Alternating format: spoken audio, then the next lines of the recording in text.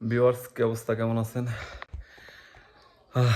আপনারা দেখতে পারতেছেন আমি এই মুহূর্তে বাসায় এসে পৌঁছাইলাম বাবার বাসায় গ্রিসে। এখন বাবার অনুভূতি দেখবো কি, আমাকে দেখার পরে 17 বছর দেখার পরে কি অনুভূতি আপনাদের সাথে শেয়ার করতেছি। ভিউয়ার্স, এই যে আমার বাবা, আপনাদেরকে দেখাচ্ছি, দেখেন। বাবা, আপনার ফিলিংস কি আমাকে দেখার পরে?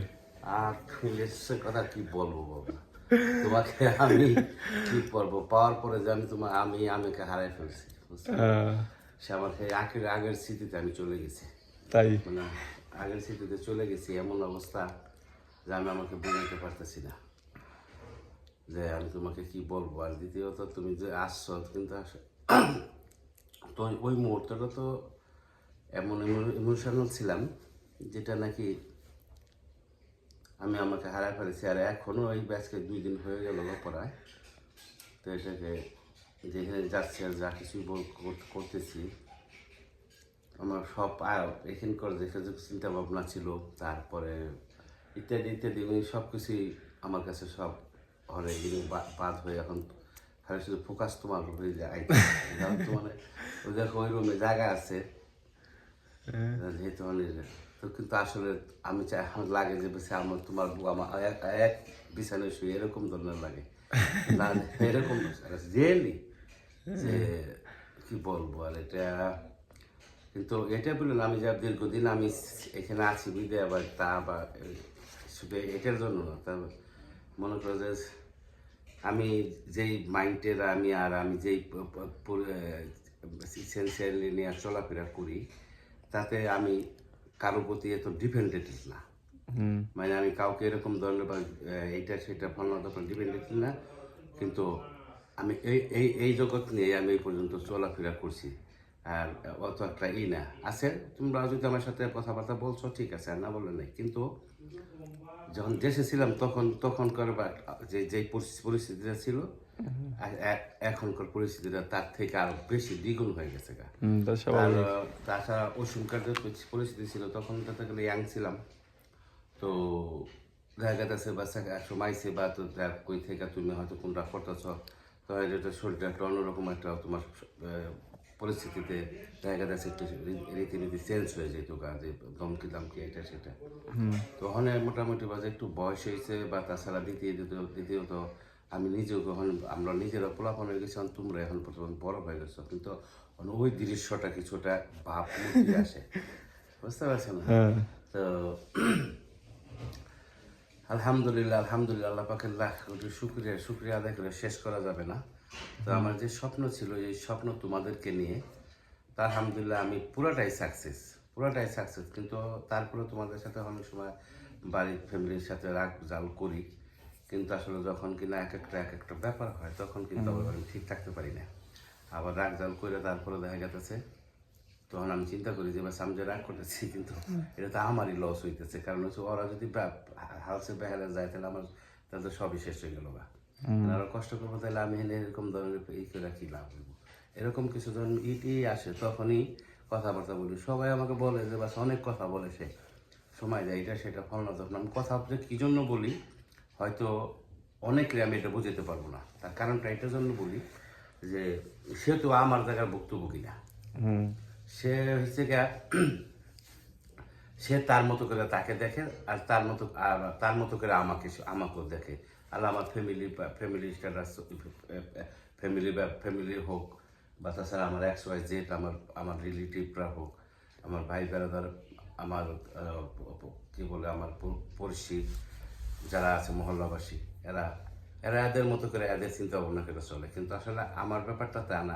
আমার ব্যাপারটা এরকমই সবসময় থাকে যে আমি যে একটা ব্যক্তি, তবে আমার ব্যক্তির পিছনে যা কিছু দরকার সব কিছু আমাকে থাকতে হবে, সব কিছু নিয়ে আমাকে মানুষের সাথে মুভ করতে হবে। তো এই মুভ করতে গিয়ে দেখা গেছে অনেকের মত বিমতের মধ্যে চলে আসে। সে এক একজনের এক একটা মতের অবকাশ ঘটায়, যে যার ভাবে নিয়ে দেখে। আর ওইটাকেই দেখা গেছে আমি অনেক সময় একটু লম্বা করে বলতে গেলে আর বুঝাইতে গেলে দেখা গেছে কেউ এক একদিকে লাইন নিয়ে যায় আর এক একদিকে এক একটা করতে থাকে। তো ওইটা যাই হোক, ওইটা এখন এই মুহূর্তে বলা ঠিক ছিল না, তবে কথার লাইনে চলে আসলো যদিও। তো মানুষকে তো এটা তো অনেকে বুঝতে পারবো যে আসলে সঠিক জায়গায়, কিন্তু আসলে ওরকম কিছু দেখা গেছে। আমি তোমাদেরকে যেটা বলতে চাই করতে চাই, বা তোমাদের পিছনে আমি যেই মেধাটা দিই, যেই শ্রমটা দিই, বা যে ইটা দিই, তো সেটার বিনিময়ে যখন আমি ওইটার থেকে যা পাবার আমি যখন পাই না, তখন আমাকে খুব একটা আনএনার্জি ফিল করি। তো সব কিছু মিলাইয়া এখন যখন তোমাকে পাইছি, তোমার মা একটা কথা বলতো যে তুমি যে বকো বা তুমি যে রাগ করো ওদের সাথে, সবার সাথে, তুমি আর ভূগোল আইলে বা আমাদের ভূগোল আইলে তুমি কিছুই করে পারবো না। তো এই কথাটা আসলে সেটা বাস্তব। এটা আমি তখনও অনুভব করি আর এমন অনুভব করি। একজন মানুষকে দূরে থেকে যা কিছু বলা যায়, কাছে আসলে যত বড় দুশ্মন বা যত বড় পর বা যত বড় আপন, তাকে ওইভাবে বলা যায় না।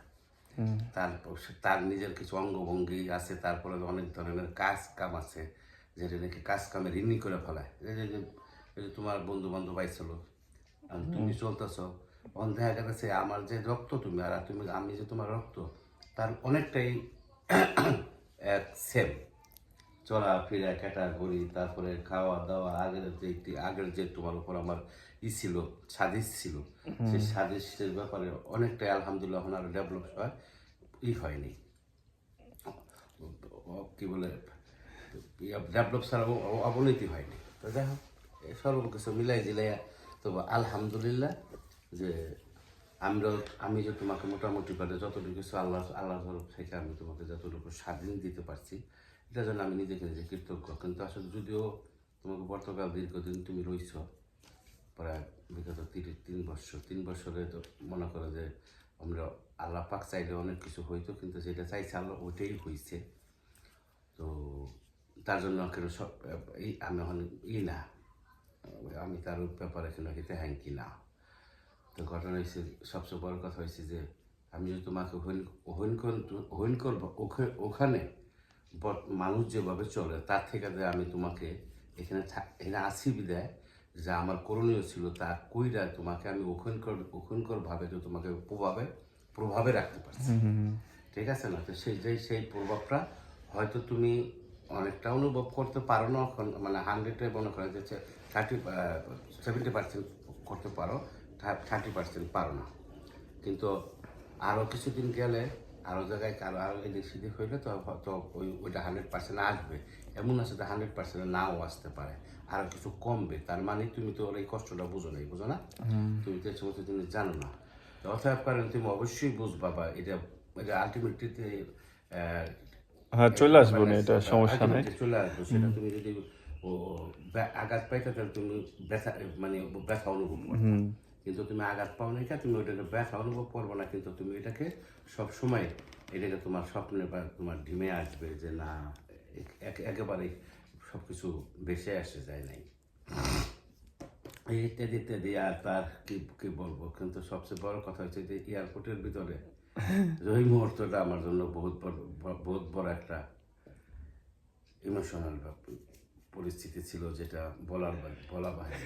আমি তোমাকে যে আনকমন ভাবে যখন ওরা ওগুলো বলছে যে বিড়িটা এইভাবে না ওইভাবে, কিন্তু আসলে এর সাথে আমি কি বলবো, আলহামদুলিল্লাহ আল্লাহ পাকের লাখ কোটি শুকরিয়া।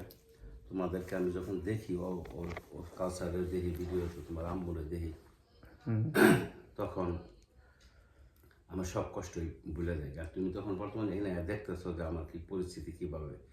তো আলহামদুলিল্লাহ আমিও তোমাদেরকে যেভাবে চালাইতে চেষ্টা করি, আর তোমরা ওইভাবে যে সবার সাথে সবার লগে যে চল মিলে যে আল্লাহর মতে যে একটা পজিশনে আসো, তাহলে এখানে তো তুমি নিজেও দেখতে পাইতেছো, আর আমি আমাকে নিজে সব নিজেকে বোধ মানে কি বা এটাকে কি বলে, এই আনন্দ উপলব্ধি বোধ করি, যেটা নাকি আল্লাহ পাকে আমাকে এখানে দিছে। কারণ আমি যদি মনে করো যে আমার কোনো ধরনের কোনো সমস্যা নাকি নিজে দেখতেছো, আর দ্বিতীয়ত এইখানে নাই, এই সমস্যাটা নাই। কারণ যদি সমস্যা থাকে তাহলে বিদেশটা বড় কঠিন, বড় একটা জঞ্জলময় প্লেস, এবং বড় একটা এটাকে প্রিজন বলকেই চলে, এটা জেলখানায় বলকেই চলে। তো কাজেই ওই জিনিসটা আমার মধ্যে নাইকে দেখে হয়তো দেখা গেছে আমি দীর্ঘদিন যদি আমার অতিবাহিত হয়েও থাকে, কিন্তু সেটাকে আমাকে ব্যাঘাত ঘটায় না, আর তোমাদেরকেও ব্যাঘাত ঘটায় না। তার কারণ হচ্ছে কি লেগে তোমরা পর পর পর পর পর পর একের পর একে তো যাইতেছে না। গিরিশে তোমার 3 বছর, এই পর্তুগাল তোমার 3 বছর চলে গেছে, কিন্তু তুমি নিচেও কিন্তু করতে পারো না না, আসলে আর এইভাবে সময় চলে যায়। ভাবে আমার দিনগুলো গেছে। তবে সবচেয়ে বড় কথা কি যে আমাদের ফ্যামিলিটা আলহামদুলিল্লাহ, কিন্তু আমি একটু যে রাগজাল করি, আমার রাগজাল করার পেছনে শুধু একটাই কারণ, কারণ আমার কাছে কথা লিখে যে সব কিছু আমরা খরচ করতেছি, সব কিছু আমরা নিয়ে স্বয়ংসম্ভবভাবে চলতেছি, সমাজ গামাজ সব কিছু মিলাই জিলাইয়া, তো এটার মধ্যে আবার ব্যতিক্রম কেন হবে? যা যেভাবে চলবে ওইভাবে কেন হবে না, তোমরা এইভাবে কেন করবা? তো এটা স্বাভাবিক পোলা পান্না। তাছাড়া লোক আছে, লোকের ভিতরে যদি একটা মাঝি থাকে, তার স্টেট মাঝি থাকে, আর বইটা ঠিক থাকে, তাহলে বোঝা যাইতেছে যে লোকের তেরা বেকা করতে পারে না। তখন বাড়িতে তখন লোক আছে ঠিকই, কিন্তু আসলে তো বইটাটা সেরকম একটা করে না, তার জন্য এদিক সেদিক ঘুরা যায়। তো এটাই আর কি, তোমরা আর কি এদিক সেদিক একটু ঘুরা যাবে, কারণ তো ভূগোল না। তো যাই হোক আলহামদুলিল্লাহ, এটা এই কথা এটার মধ্যে যদি না বললেও চলে, কিন্তু সেটা হচ্ছে আমার পারিবারিক ব্যাপার আলহামদুলিল্লাহ। কিন্তু আমি সবচেয়ে বেশি খুশি আর কি আমার ফ্যামিলি নিয়ে, তোমার আম্মুকে নিয়ে, এটাকে নিয়ে। আমি যত কিছু সবসময় যখন আমি রাগ করি, জাল করি, হ্যাঁ কখনো তো আমি তাকে কোনো মুখ দেখিনি, মানে কালা মুখ দেখিনি, হাসি ছাড়া কোনো কথা নেই। যখন যেখানে যেই পরিস্থিতিতে থাকে লাগে জানি সবসময় নাজুক অবস্থায়।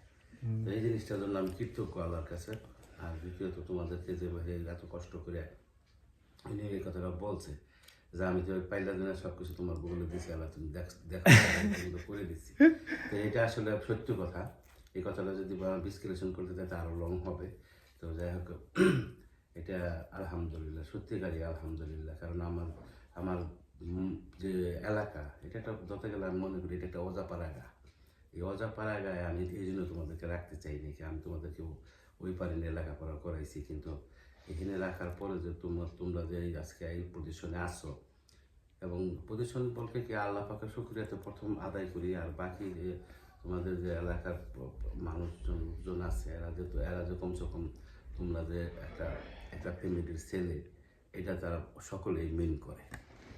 কিন্তু আসলে মিন করে, কিন্তু যে আমি একটু রাগ বা আমি একটু রাগী মানুষ হিসাবে দেখা যাচ্ছে আমার যে ফ্যামিলি আছে আমি জানি তারা একটু অন্যরকম ভাবে, কিন্তু সেটা অন্যরকম ভাবে যে হ্যাগো জায়গা থেকে বুঝ যায় না, এরা একটু অন্যরকম চিন্তা ভাবনা করে।